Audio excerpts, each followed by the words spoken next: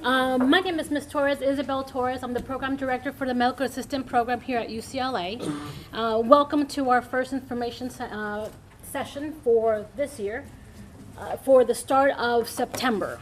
Okay, I want to introduce to you two of my supervisors. I have Kawana here and Toyin. Kawana is a Chief Nursing Officer, and I have Toyin here, who's a Director of Ambulatory Nursing.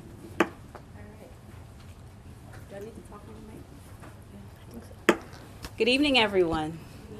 Welcome. Thank you for coming to our info session on our Medical Assistant Program. I am Dr. Kwana Batiste, Chief Nursing Officer for Ambulatory Care and the Co-Director for the Medical Assistant Program, responsible for curriculum development and assisting with program oversight along with Isabel and also Rick Zapala, Dr. Zapala, who's over the Humanities Division. We're really excited. This is our second cohort. We are really interested in you being an applicant to our program. Isabel will share more information about the program, and we will be here to answer any questions. Toyin? Good evening, everyone, and welcome. My name is Toyin Lawal, and it's a pleasure to have all of you today. We are here to answer any questions, and we wish you good luck. Thank you. I also have two students here, which you'll meet shortly. I asked them to come in and share their experience of the program so far.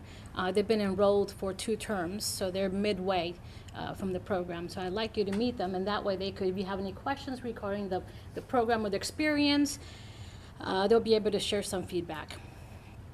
So the Medical Assistant Program here at UCLA is 12 months long. Okay, it's 12 months long, and it's divided in certain terms. With specific classes in each term, and the reason why we have it that way is very comprehensive. We target a lot of areas in which we feel that is extremely vital to the medical assistant profession. We target, let's say, medical terminology, pharmacology, in ways in which I feel in other schools does not. So it's very comprehensive. You'll learn a lot of skills. We focus on 3 areas: knowledge, skills, and competencies. The difference between these areas, guys, knowledge is what we lecture in the classroom. So we'll be doing a lot of lecturing, a lot of explaining, a lot of demonstration, and that's where the skills come in. So you will also do hands-on. So you'll do a hands-on based on the lecture that was presented. So if we lecture on, let's say, billing and coding, then the hands-on is in billing and coding. We lecture in pharmacology injection, and the skills follow. But we also have to do a competency area.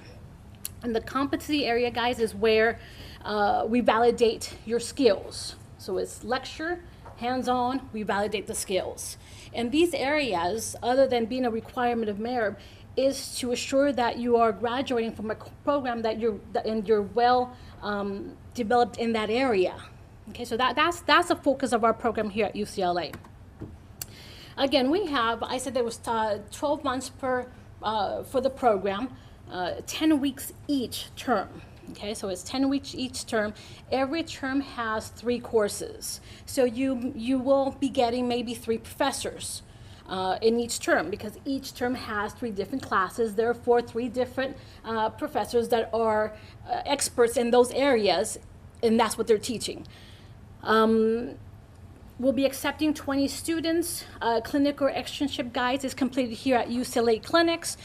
We've developed some clinics and where you're able to do your practicum on weekends, Saturdays, and some clinics are open Sundays. So those are working adults.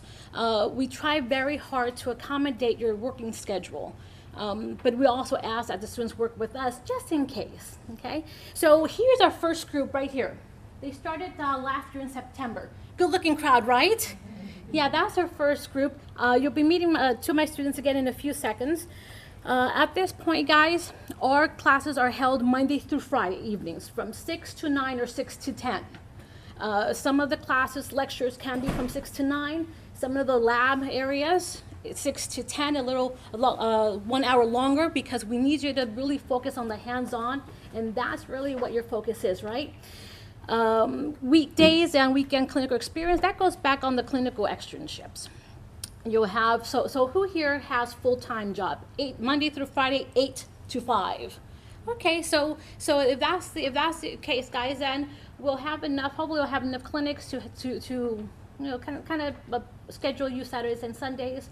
Otherwise, then we'll work on something on scheduling within the week. At this point, I want to turn the floor to my students, Ms. Araceli, Ms. Jasmine. I have two students here, Araceli and Jasmine. I requested that they share their feedback, their experience in the program so far. Hello, everybody. My name is Araceli, and I'm going into the third quarter now of this medical assistant program, and I'm very excited. I'm also quite nervous, so this is blush, what you see here. It's makeup. I didn't count on a camera, but I'm very excited, and I'm glad to see a large group, and I've told many friends and family. And I wanted to tell you how exciting this is for me. I came from no medical background, and now I have learned so much that I am putting things into practice. And I can't tell you enough about it. It's not easy. There's a lot of homework, a lot of reading. I have a full-time job, so you do have to put the effort in. It's not gonna just, this is a program and it's easy. It's not. But it's very rewarding. We are so excited. You're gonna reap the rewards. That's definitely. Do you guys have any questions for me? As far as what is entailed? Sure. Average, how many hours a week do you put in for homework? I would say a week. Yeah. I would have to say about, my goodness, a good 20 hours, I would say, if not more. I sometimes do homework during my lunch hour, my breaks. Anytime I get, I'm always reading, taking notes, Googling stuff that I don't know. There's a lot of terminology that I've never seen. I don't come from a medical background, so I have learned so much that, it's an accelerated program, so you put in a lot of time. You do. But you learn a lot. I've come a long way. Ms. Torres can attest to that. I was very shy, and now I think there's a reason why she asked me to come here and speak to you guys. I'm still trying to break out of that, but I have learned so much that I wish you all the best in getting in. I know there's limited seats, but if you do get in, it's an amazing, it'll change your life. At first I thought I'm too old for this, this is for young people, but I'm so glad I went for it, and I'm here, and I'm very happy. Any other questions? Yes. Yeah, and you're very young too, just by the way. Are you trying to move into a new career, or are you trying to augment the day job career that you already have with this training? I'm moving into a new career. I'm in administrative right now, but I want to expand. And I think to myself, you're never too old to move into something new. And I think this is really my calling. It came at a later, time in my life, but I think this is wonderful, and you're never too mature. I don't like to say the word old, but you're never too mature to learn something new, and I think learning is a life-changing, and it changes people's lives. Yes. Do I can work during the study, or? Yes, I'm working. I have a full-time job, and I spoke to my supervisor. You always want to let your supervisor know that you're taking a course, and that way. Flexible with your shift? They were flexible, yes, but there are some places where they're not flexible. You have to just find the time. Sometimes I'm up till 2 o'clock in the morning just reading the material, because we have quizzes almost 3 to 4 times a week. There are weekly quizzes. So you want to stay on top of it because you don't want to fall behind. There was a time where I was absent one day throughout the entire 2 terms, and it really set me back. I depended on my classmates to guide me. It really does set you back if you're not invested in it. You have to be on top of it, because then you feel lost. Because it's an accelerated program, and you learn so much in just one class. The 3 hours that you're here, the 6 to 9, there is so much to learn. you're constantly taking notes and trying to understand what was given to you, and it's but it's rewarding, you know. Miss nothing. You cannot miss. I mean, I understand if things happen, you know, you have to miss, but that's why you have to have a tight communication with your classmates. That way you can always say, oh, this is what was covered, and tomorrow they're going to cover this, or read up on chapter such and such, and that's why that communication comes in hand. Yeah. Thank you. Any other questions? Yes. Hi, well, congratulations. I'm 51, so you're not old, and I'm actually doing a master's in gerontology at USC. So Oh my goodness, congratulations, thank so you. I'm actually trying to get the more of the clinical experience to supplement. I think you were asking about that because my career right now is in something totally different, information technology. So I know nothing about the medical. I'm afraid to do this blood, but I thought this is a good opportunity to do this. But my question is, I know this is cohorts, right? So if something happens, like a family emergency, and you have to break out of it, does that mean you're out of the program at that point? Like say you're like you, right? Maybe you finished your first and second quarters, and then something happens in the third, so you're not able to, or work gets in the way. It depends on the number of hours that you miss. So there's a requirement that you complete 75% of the time within the 10 weeks. Okay. So if you miss less than 70, if you miss 20%, then we are able to work with you to make up the things that are missed. Sometimes it may be tests, it may be hours, it may be specific lectures. It just depends on what is missed. So there is no requirement for you to be present 100% of the time, but the information that is covered is still your responsibility to be able to catch up. Yeah, within those 10 weeks, within those 3 different courses, there's a lot of different things. You may be taking anatomy and physiology, pharmacology at the same time. And you may, so that's 2 different subjects. All of the books are covered. So when you become a student, every book that you need in order to be a member of the program is given to you. So books are included with tuition. That doesn't happen anywhere. I've been a college student, I have a doctorate, been in school for a long time, and never got any free books anywhere. So the books are covered, all of the content. So we use an online platform called Canvas. Canvas is where you can look at all of your information. The PowerPoints are there, your grades are posted there. So we have online support as well as traditional in-classroom lecture. Make sense? Yes. Does the clinical rotation happen throughout the entire program, or is that what's in quarter 4? Ms. Torres? Thank you. That's a great question. This term around, we started the externship clinical program in term 2. So how we have it developed now is that term 2 is the first term in where students go out and do their clinical experience, which is only observation, which is front office. So they observe front office skills only. Term 3, they do hands-on front office and observe back office skills. Term 4, they do everything back office on hand. So that's how we develop the externship. And it works with the terms in which they're learning. So term 1, they learn front office administration, but they don't do any observation of that until term 2. And term 2 and 3 is where they learn the anatophysiology and the back office skills, and that's where they learn. That's where they start the observation portion and hands-on last term. Does that make sense? Yeah, and these are all at UCLA Health.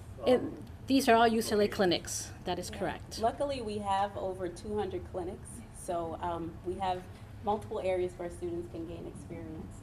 Because the classes are held here at the Gailey Center on site in Westwood, the evening or the Friday labs are held in Westwood. 200 Med Plaza is one of the areas where the clinics, where the students go. Now, for the clinical rotations or the clinical experiences, we have selected specific clinics that students are assigned to, and sometimes based on where you live or what's easiest for you or where you work, you're able to build a relationship and have your hours in that area.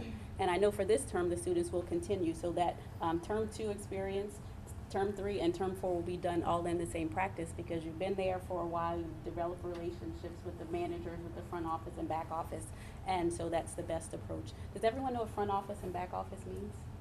So, okay, good. Just checking, making sure that everybody is on the same page. The front office is your administrative work, checking a patient in, verifying insurance, billing, coding, those types of things. Back office is clinical, so taking a blood pressure, doing vital signs, rooming a patient, going through the processes for the patient. That make sense? All right. Any other questions? Yes. Can people take this program like with a thought of medical school or nursing school in mind? Like, is this a good place to start, or would it be smarter to like look at nursing medical programs? I'm just not sure if I'm gonna. Well, I know that for myself, I thought I always saw the medical assistant as, with high respect, and I thought, oh my goodness, it must take a lot to get there. And this opportunity came to me, and I said to myself, well, my kids are grown up, and I have more time to devote, and so I thought to myself, I'm going to invest my time now into this program, and from here, there's no stopping you. You can just continue into different areas. It's all up to you what fits your. I have my classmate, Jasmine. I think she has a few things to share. Maybe her experience can. Hi everyone. My name is Jasmine Javanshire, and I'm a recent high school graduate. So I don't have any work experience. I don't have any. I'm gonna refer to my notes at some point, so I'm not ignoring you guys. I'm just like, so when I was applying, I thought I would get ahead of myself, like, am I fit for this? And I would kind of like, is this out of my league? And when I actually got here, it exceeded my expectations. It was exactly what I needed, and I found that it is a bit fast paced, but I can't imagine myself anywhere else. It's opened my eyes to more possibilities, and as I mentioned, I'm a high school graduate, so I didn't really have any idea of what direction I wanted to go, because you graduate and you're like, okay, college, but what are you gonna study? What's the next step? But because I joined this program, I have found that I have structure and I have fulfillment in my life. And while I'm also learning all the new, while I'm learning all these new subjects, I'm also learning real life skills, like learning how to manage my time and how to handle myself and carry myself maturely, although it might not show right now. I'm a bit nervous. But it's really preparing me for the world in which I'm preparing to strive in. I've learned how everything that I learn in class applies to everyday life. And I really enjoy learning languages. I'm bilingual. I don't think you could tell, but I really enjoy learning languages, and I really enjoy learning medical terminology. That's my niche. I really enjoy learning root words and learning how to build words from small pieces. Another thing, I struggle a lot with math, but I was surprised to find that I really enjoyed pharmacology and the calculation portion of it. Once you understand it, it's exciting when you get something correct. I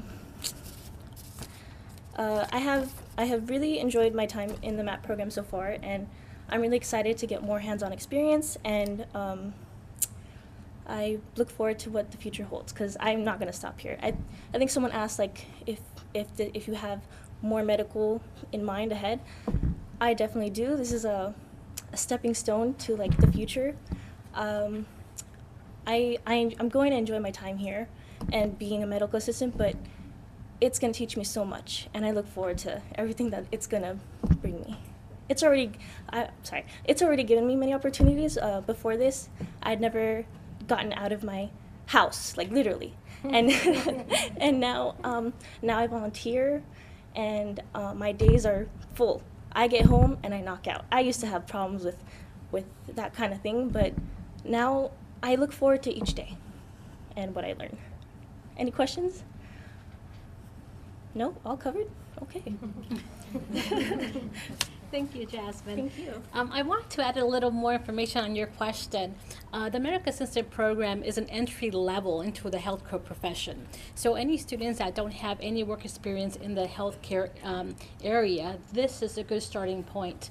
Is this program a requirement for you to move upward in the healthcare profession, like a nursing program, physician assistant, RT, so on and so forth? It's not a requirement, but it's a great entry point. And there's a lot of professions in the healthcare field that you're not aware of. So by getting your foot into a program, let's say a medical assistant, it opens up areas that you did not know existed, and maybe at that point when you're ready, you could move forward and enter those programs as well. So it's a very good starting point for adults who don't have any working experience in the healthcare field, or haven't taken college courses for a very long time, and you need something not quick, but something it's workable. So this is how the MA program could work for you. Any other questions? Yes. What is the acceptance percentage, and how many students? It's only 20? Juana, would you like to answer that? Yes, of course. So yes, we currently are accepting 20 students in our cohort, and that's based on a requirement that for every 20 students you have to have a new instructor.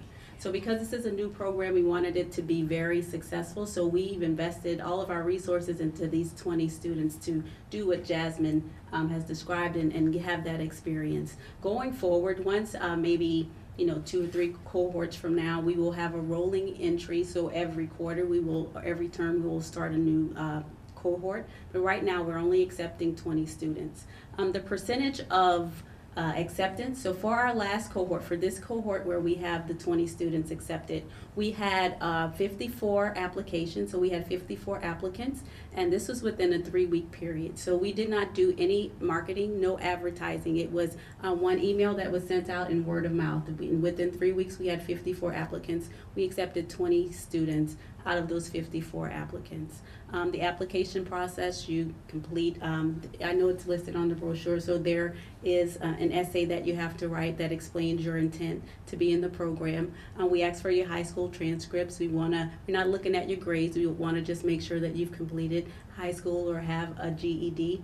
We've also implemented for this next cohort a HESI test, because we want to make sure that you have some basic adult comprehension capabilities. The HESI it won't give you a score. It's not a pass or fail. We just want to look at the results to make sure that we understand what the needs of the program is, as well as the needs of the students, to be sure that we're providing you with the best resources possible. So if you're interested, if you're thinking about it, if you're on the fence, you should apply. And the majority, more than 50% of our current students work at UCLA. So when we designed the program, it was for the working adult. We have it in the evenings because we know that folks want to improve their life. They want to do something more. They want to do something better. But not everyone can afford to quit their job and go to school full time. So it's really important to me that we design a program that is for the working adult, understanding that people who don't work will also attend, but that it's manageable for you to be able to balance your life, complete school, and also pursue your goals. Does that make sense?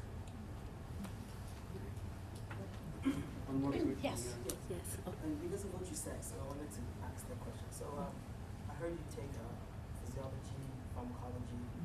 So after you take those classes, they transferable to a program that you could maybe wanted for BSN?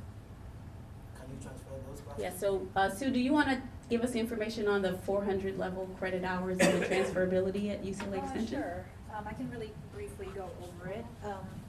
So the courses that are a part of this certificate, I can go this way so you can catch my head, sorry. So the courses that are part of this certificate program are all numbered X400. So X400 at UCLA Extension, it's a numbering system that indicates to students and other other institutions what level of course that is. X400 courses are mostly going to be professional courses. So it really depends on the institution that you will be transferring to, whether or not they would accept those courses. So the difference between X and XL level courses are, we have also XL level courses. XL level courses are degree credit courses that are equivalent to UCLA's undergraduate program. So those are technically all transferable only because it's the same as a UCLA undergraduate course. However, with X400s, they are courses that UCLA main campus does not have an equivalent course. And those are courses that UCLA Extension developed and created. They're like original products. So we cannot say for certain if other institutions will accept it. Many of them do transfer, but it would just depend from institution to institution and course to course, really. So it just really depends. But they are transferable. It just depends on the accepting institution, whether or not they decide to accept it as a transfer course. Any question? Yes. So if you, when you graduate from UCLA, you get an extension class that is paid. Mhm. Does this count towards that, or? Oh, so you are referring to the new graduate free course, complimentary course. So we at UCLA Extension do provide a complimentary course for recent UCLA grads. However, certain courses are excluded from that promotion, and this particular program in this current state would be, because you can't necessarily jump in and take whatever course you would like, because you have to be accepted into the program, and only accepted students would take these courses in its current state.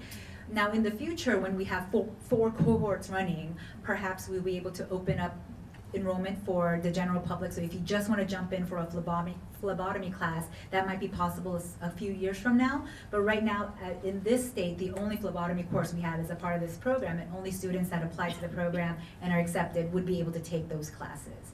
So that's how that would work. But yes, we do offer a free class to select courses for UCLA grads.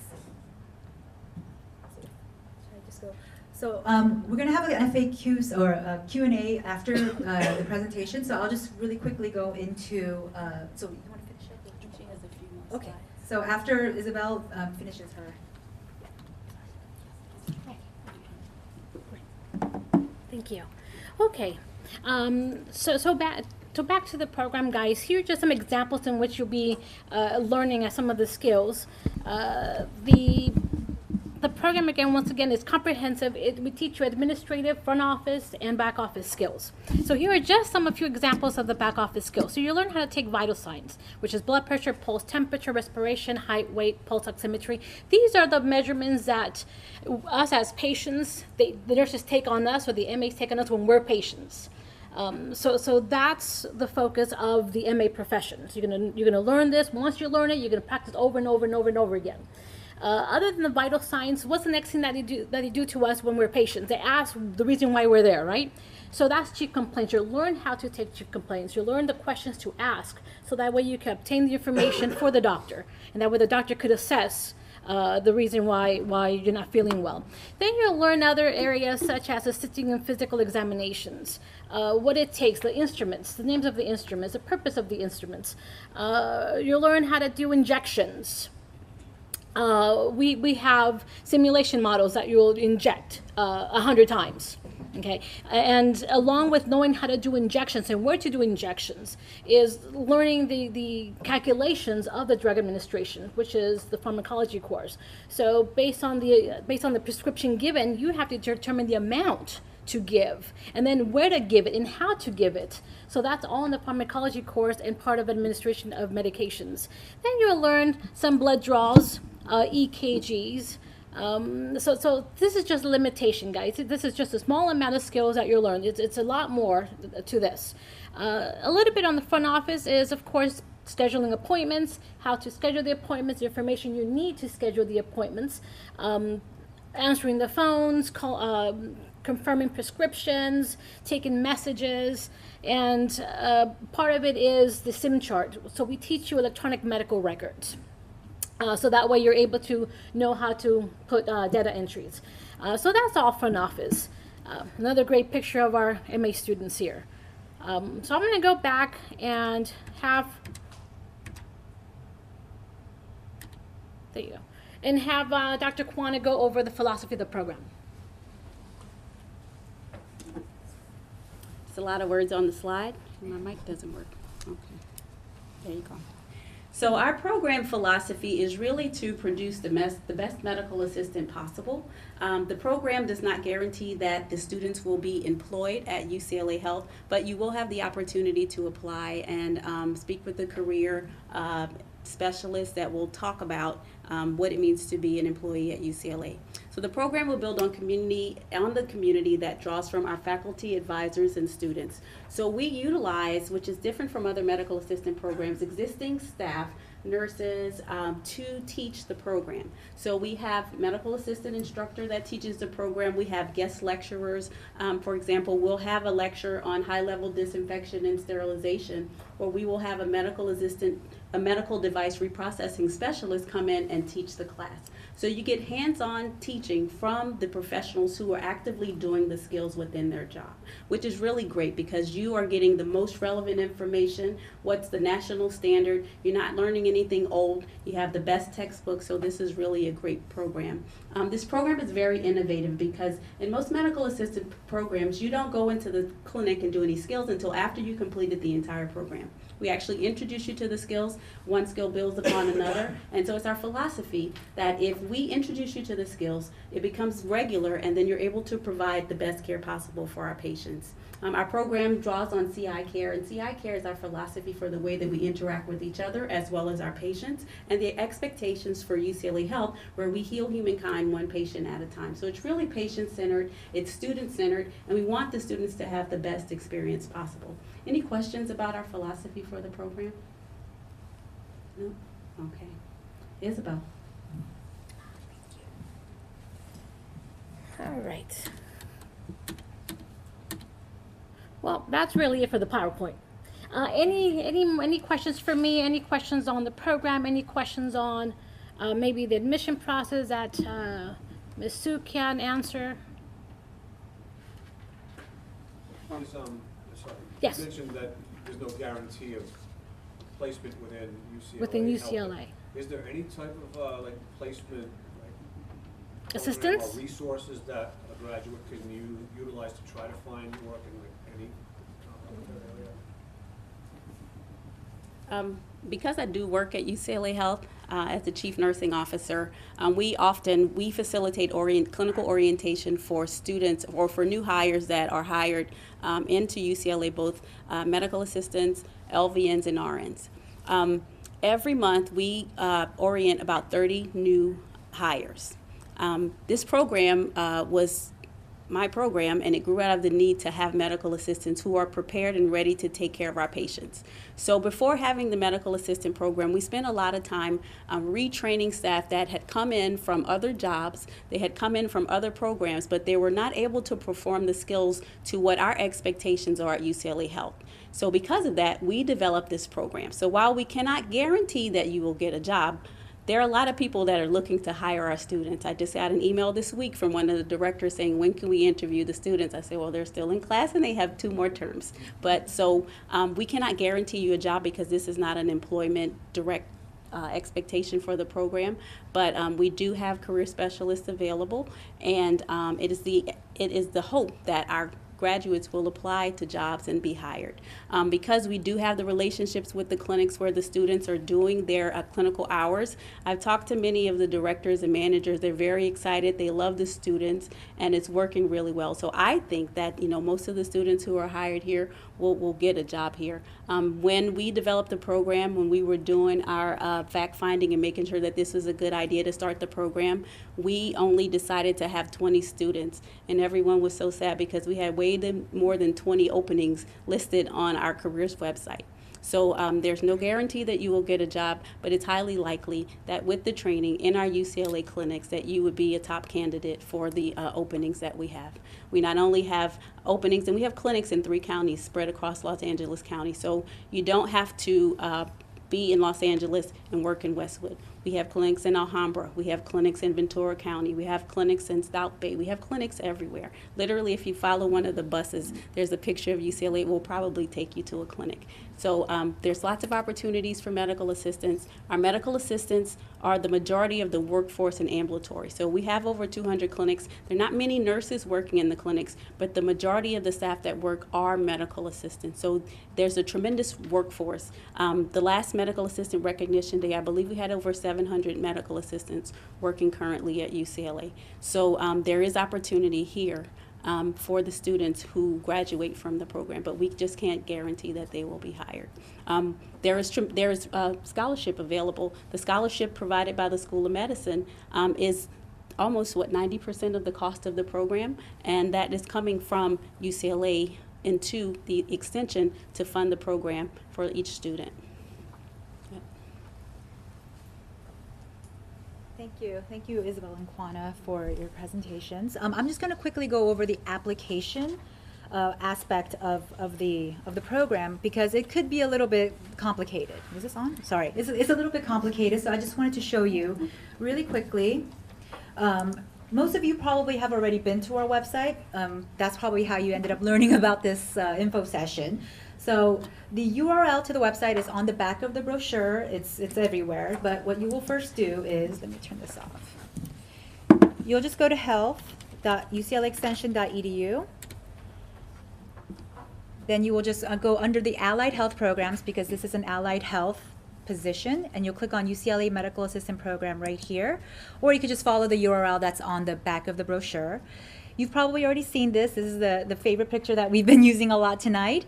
So this is our current cohort, and this is just the general information about the program. As you can see, the scholarship is amazing. The cost of the program is $23,000 for the whole year. However, the School of Medicine at UCLA is so generously offering up to $21,000 in scholarships for UCLA health employees and up to $18,000 for non-UCLA health employees. So for the whole year, if you're a UCLA health employee, the program will cost you $2,000 in tuition.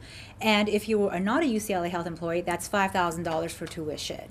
And that will be split up into all 4 quarters. So you're not paying that all at once. That'll be split up into 4 different payments, and each quarter that you'll take your classes is when you'll pay the tuition. So it's a pretty affordable program. I've never seen a scholarship this great before. So this is an amazing opportunity. If you are to apply and be accepted in this cohort, it's an amazing time for you to do so, because this scholarship, we don't know how long it'll last, but might as well apply now when it's being offered.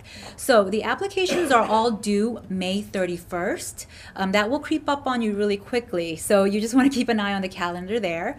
So if you are on this website, this is the home page. This right-hand toolbar is where you can quickly access the main pages that you will need to know, so that you can quickly access the information you need to in order to successfully apply to the program, because there are multiple steps and you don't want to miss anything. And if your application isn't complete, you won't be considered accepted. You won't be considered as a complete application, and you won't necessarily be your application won't necessarily be reviewed unless we have a complete application. So here on the right hand side, you can click on application information to get the full requirements that you'll need to meet in order to successfully apply. And if you click on this page, you will see that you'll need to meet these 4 requirements, which are: you need to be able to work in the U.S., you need to have a high school diploma or GED, you have to be competent in reading comprehension and basic math and arithmetic skills, and you need to take the HESI admission exam. I will go into the HESI in a little bit, but that's the entrance exam you need to take. And that will probably be the most complicated aspect of this application process, so I'll go into that in a little bit. But basically, there are 9 steps that I listed here for completing the application. It seems like a lot, but really is not that much. It really is just attaching your resume, writing your short essay about your intentions and why you're applying to this program. You just need 3 letters of reference and your high school transcripts, and you just need to take that HESI exam and make sure you take it on time.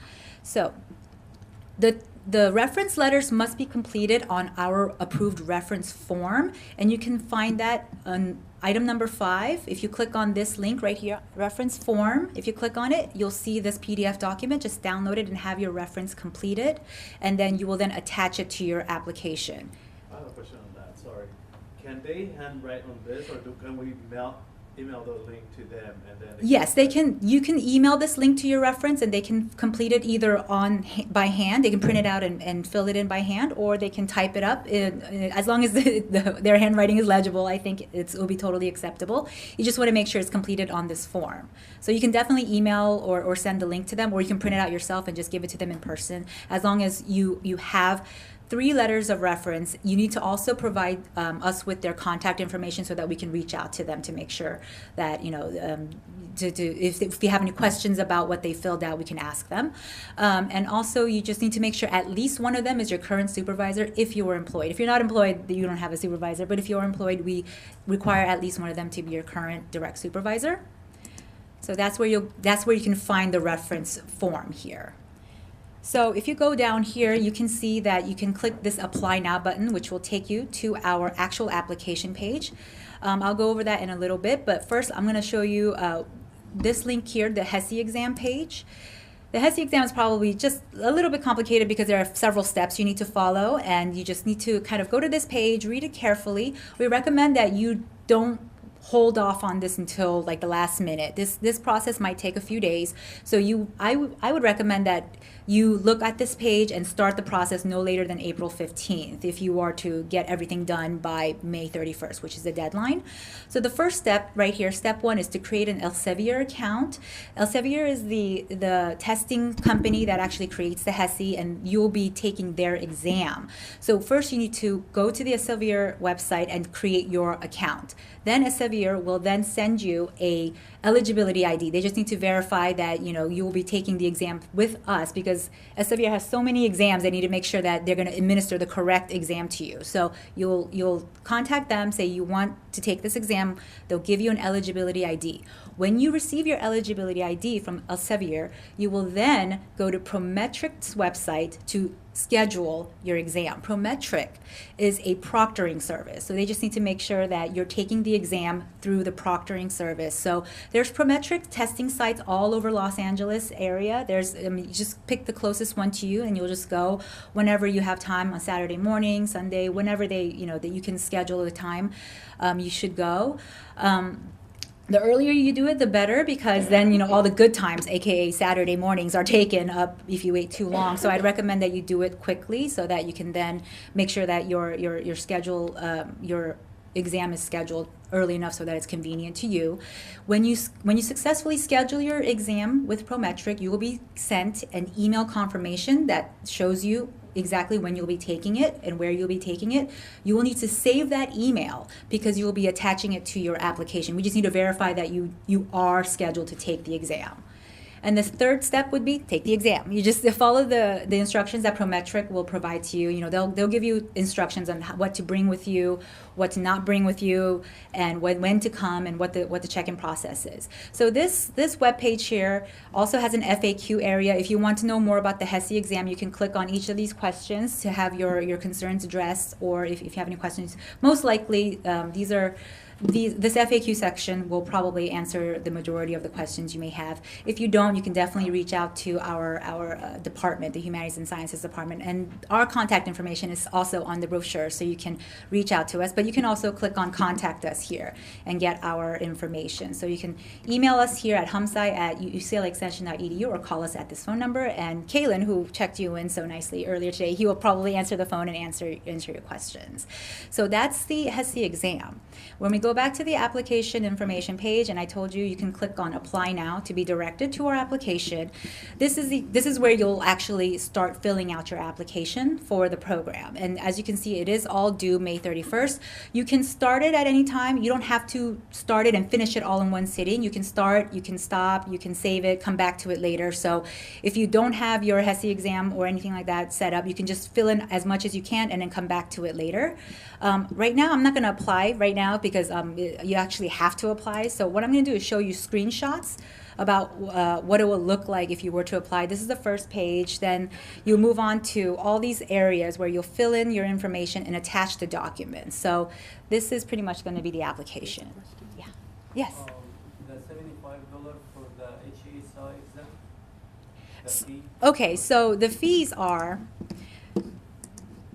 So the total cost that you will pay to apply would be $183. $75 is for the application to UCLA Extension. To submit this application here, $75. The $108 remaining dollars is actually to pay to Prometric to take the exam. It costs money to have your exam, your HESI exam proctored at Prometric, so that's where the fee will be. But the application fee is $75, the exam fee is $108. So altogether, you're looking at about $183 to apply, to submit your application. So the 183, it's the HESI to fill out the application and the exam by itself, right? So combined, it will be both the HESI exam to take it as well as submit your application. So if you were to go back to the, I think I closed it out, but that's fine. So basically, the application is you'll just be typing in like your reference's name, your reference's email, and you'll just be attaching all the documents that we require, which are your resume, your high school diploma, your high school diploma or your transcripts and your reference letters. All of them are attachable to the application. So everything is online. You don't have to send any paper to us. You can completely do it digitally. We're going green. So that's where you'll pretty much apply to the program. Everything is due on May 31st, so all of your attachments, everything must be attached and submitted and paid, and your $75 application fee must be paid for by May 31st. But you can take the HESI exam up until June 30th is when you can take the HESI exam. You just need to schedule it and submit your application by May 31st. But you can take the HESI, you can actually sit for the HESI sometime like later on June 8th or whatever. And then Elsevier will then send us your scores every 15 days. Then we will then see your exam scores, and then we will then look over your application. Yes? Please, about the high school diploma, if you're international, do you need it, how do they call it, evaluate it, or you can just bring it? I think that would depend. Like I have the same question. Like if I have it, I have a translated copy from my high school. Does that work? Or? Yeah, we have taken the evaluation from the international diplomas. So I believe there's a service that evaluates the diplomas, and we just look at that. So we've had a couple of applicants that have had international diplomas, and we just look at the evaluation from the transcript. So you need it evaluated, or you cannot just bring it from the school and then you see the classes you've taken and it's not evaluated. Does it say high school diploma? Yes, it says high school. That should be fine. I believe Toyinette, this is what we had before, right? Yeah, I think the form would be the evaluation result that you have. If it is international, you just need to use the private organization that do the evaluation. They will do the equivalent of your result to American standard. Let's say, for example, if your country you are using UMass or SSE, then they convert you to the unit that matches the grade, which is high school diploma for American. Then you can do the Okay. Yes? You mentioned that we can submit our diploma, or do you need our actual transcript? So for the American diplomas, well, for the American schools, we accept the diploma. We do like to have the transcript because we like to see what courses were completed, but it's not a requirement that you have transcripts. So we're not asking you to go to your high school and get them to send us a sealed envelope or anything like that.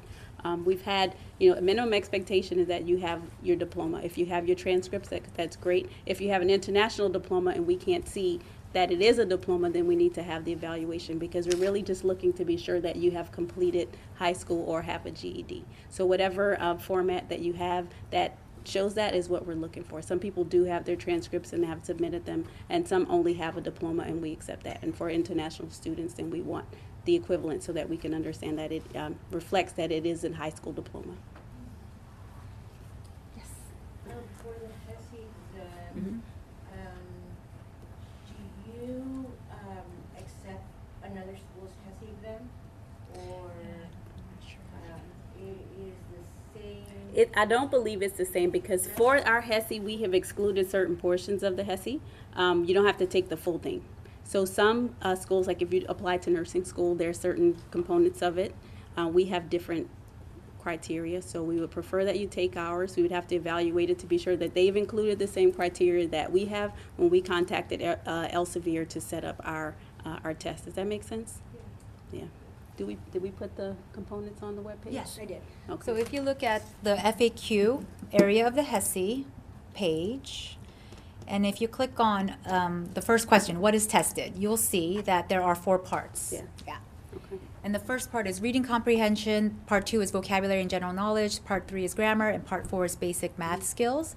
When I spoke to the Elsevier rep, she stated that this exam will be testing at about a 10th grade education level, so that you have an idea on what kind of level of material will be tested. She stated that it's a 10th grade level of education. Yeah. And we excluded, I believe we excluded the science, because you can add science if you want to have that as a part of your testing criteria, but we just did basic reading, math, and comprehension. In that exam, there was no science portion. It was all basic. Would that be acceptable? You can submit it to us and just let, you can submit it to us so we can evaluate it to be sure that it's the same components, because when we did complete the contract, there were other components that could be added, and I'm not sure if what you've taken meets the requirements for what we had. So we can look at it and see if it's the same. And then we probably should also ask Elsevier, how does that translate? What institution? Maybe you can send Sue an email and let her know, and then we can contact them. It was West Coast University. Okay, yeah. So we would just need to make sure that it's the same content and then the dates, just the time frame when you took it. When did you take it? 5 years ago. Okay, all right, yeah. Send Sue an email, and then with the scores, and then we can contact Elsevier to see if it's the equivalent of what we're asking you to do. Okay. I have another question. Yes. For the scholarship up to $21,000. Yes. Is it guaranteed, or is it?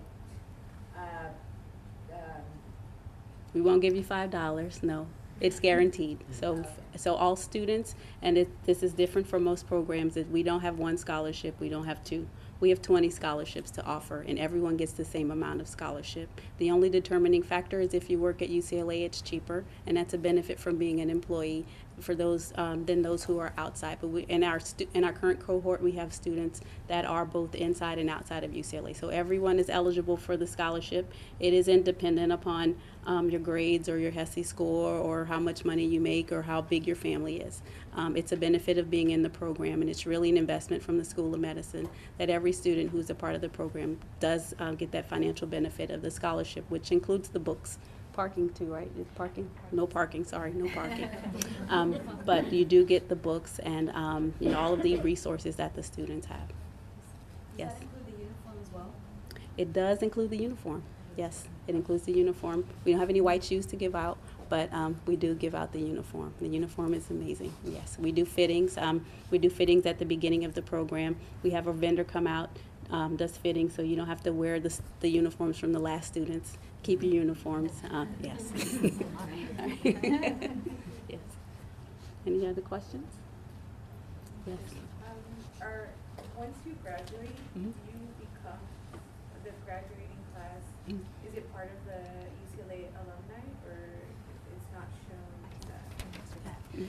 So UCLA Extension's certificate graduates, which are going to be the people who are finishing the program, once you get a certificate, you are considered a part of the UCLA alumni. So you can then, join the Alumni Association, get alumni discounts, and you can even get a Bruin card, which is a student ID. So as long as you're a certificate student, you're considered a student, a UCLA student with a Bruin card. And once you finish the certificate and earn it, you'll be considered a part of the UCLA Alumni Association, or alumnus. You're considered an alumnus, yeah. And I think there was one more question. Yes. The only question you haven't addressed that I made before I came was the pass rate for the NCMA, but it sounds like this cohort is the first. Yes. Cohort, so nobody's taken it yet. Not yet, no. And we are also offering a refresher course. So a part of term 4 will be a refresher course to practice and study to pass the test. So yes. We would hope that 100% of our students pass. The great thing about our program also is that the program was designed by nurses. So because it was designed by nurses, we were trained with a higher expectation than maybe most medical assistant programs, which I think is a great benefit, because we don't give you only the bare minimum that you need in order to be a medical assistant, but we give you what we feel you need in order to be critically thinking, capable to take care of our patients. Some of that is a little bit more than you need to be an MA, but it's enough to make you confident in your skills and make you feel that and know that you're able to address a physician when they ask you a question confidently, that you're able to address patients and understand what their reason for the visit is confidently, and not just read the diagnosis on the chart and not really know what it means. So we're really investing in our students to be sure that they are holding on to and adhering to all of the knowledge that we have as nurses. The nurses, they're master's prepared nurses, doctorally prepared nurses. We didn't build the curriculum that way, but we designed it to be sure that we weren't missing anything. And it's based on our observations. I've been working in ambulatory care as a nurse leader here at UCLA for 5 years, leading all of the clinics. Over 10 years, I've been a nurse for 20 years. I've been through various different allied health plus nursing programs, so I'm experienced in those programs, and based on the staff that we interact with, looking at applications from people who apply for jobs, helping to see if we can evaluate them to become certified, understanding the difference between medical assistant programs because they're not all created equal.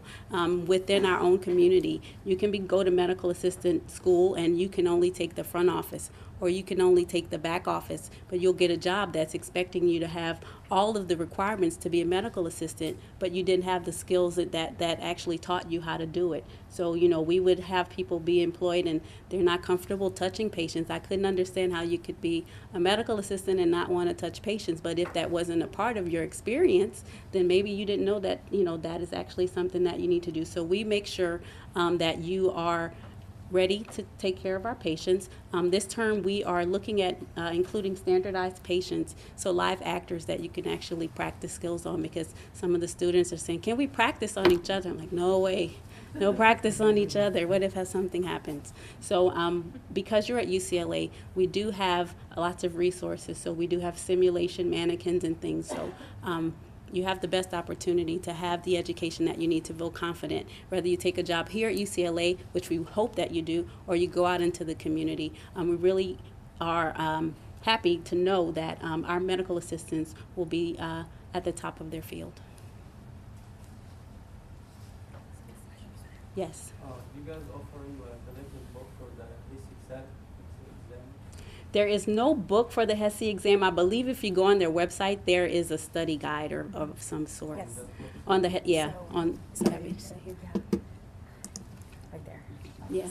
Sorry, if you click on the How Should I Prepare for My Exam, FAQ, there is a link that takes you to the Prometric site, and they do have study prep or guides that you can purchase from there, but that's something you can do. I believe that you could purchase like a test prep book if you would like to prepare for the exam.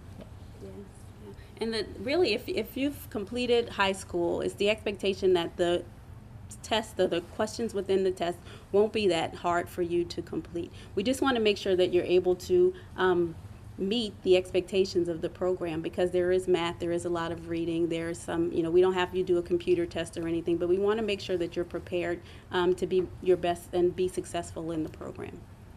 How much I have to get to pass the HESI exam? I don't think there's a grade, is there, Sue? No.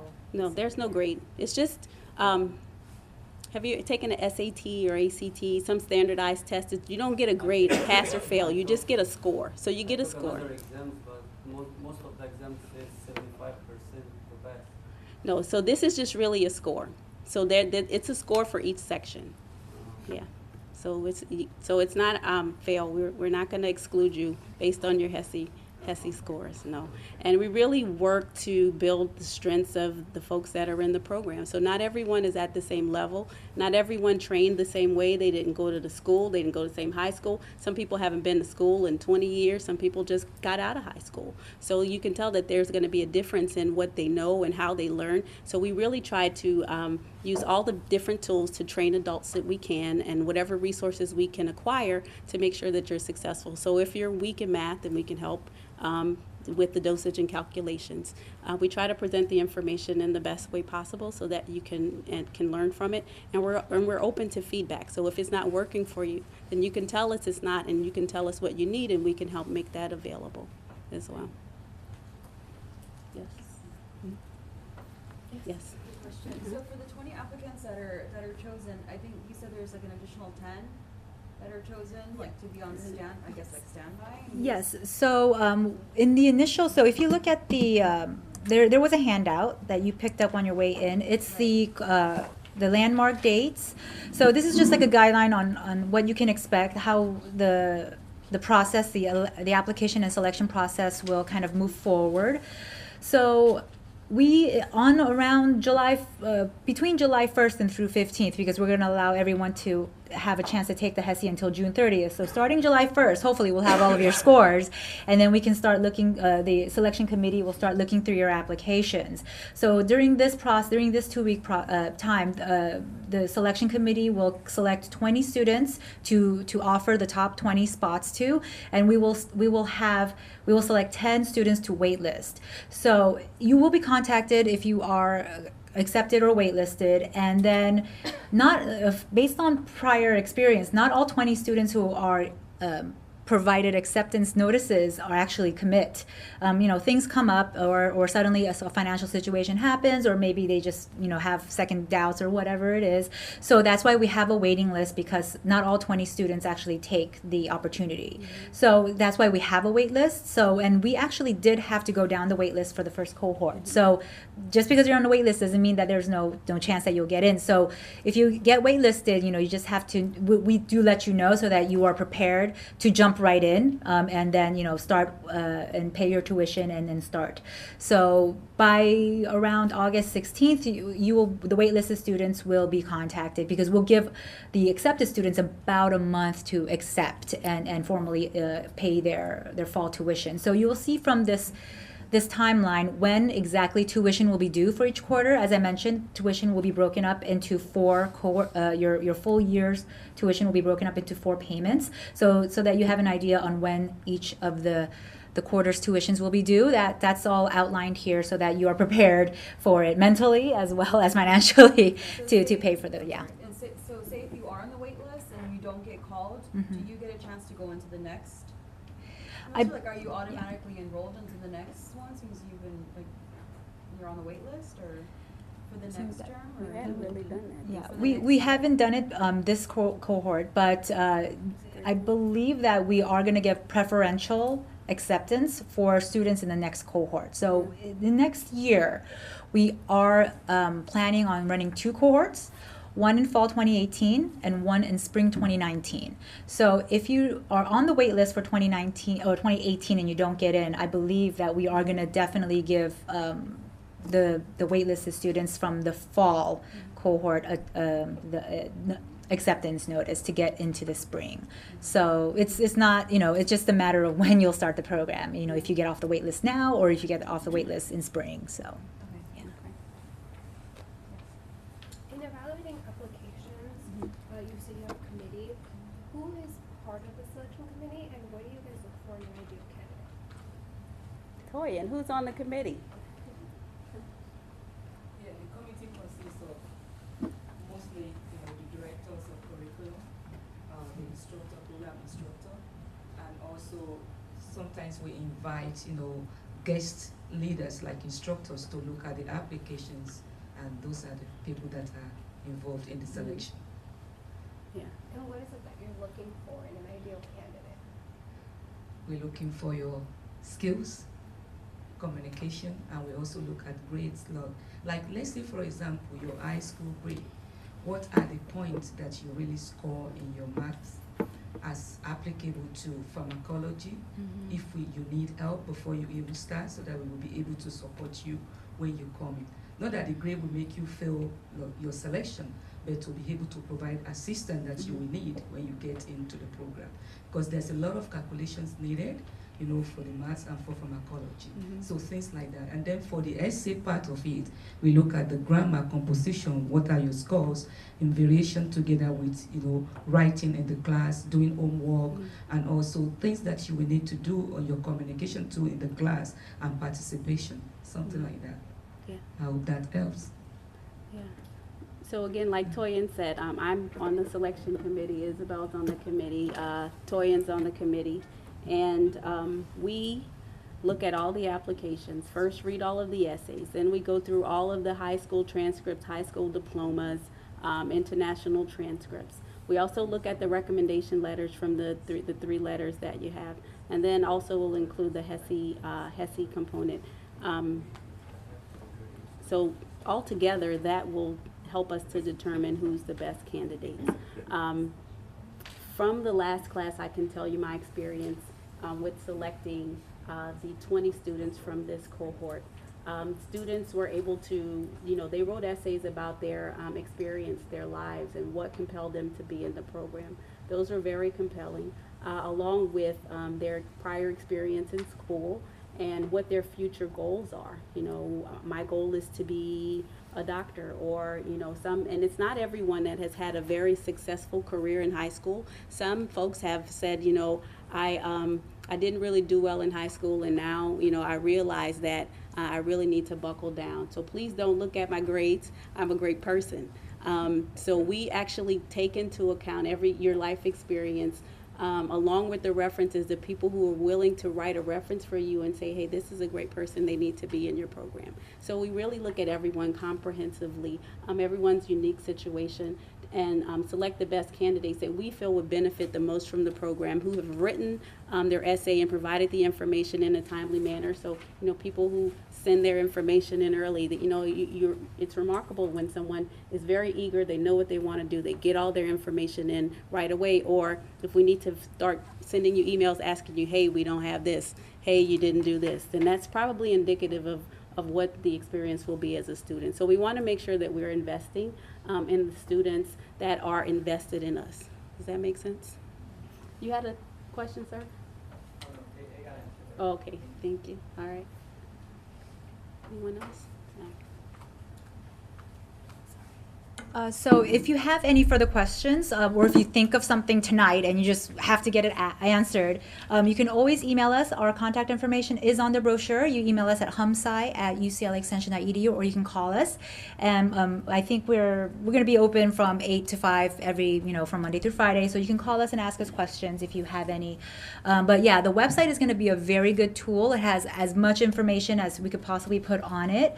Basically, everything we discussed tonight is pretty much already on the website. So you can look through the website, look through the application, and if you have any questions, feel free to reach out at any time. It seems like May 31st is a long ways away, but it's not. It actually creeps up on you really quickly. And especially if you need to then contact your high school to get your transcripts in, or your copy of your diploma, I'd recommend you do that sooner rather than later. Last year we had some students who requested their transcripts too late, and their high schools were closed for the summer. So depending on whether when your high school closes for summer break, you may not be able to get your high school transcripts in time. So I would recommend just getting an early start on these things, because then you can, if you hit a roadblock, then you can have time to reach out to us and ask, well, what do I need to do this, or where do I find that? So the sooner you do it, the better. And just get it out of your mind once you submit it, I guess. And if you have any questions, always contact us. That's it. Thank you so much for joining us. If you did not receive a gift bag, I believe that there are enough for everyone. So just come see me in the bag before you leave, and we'll definitely give you a gift bag.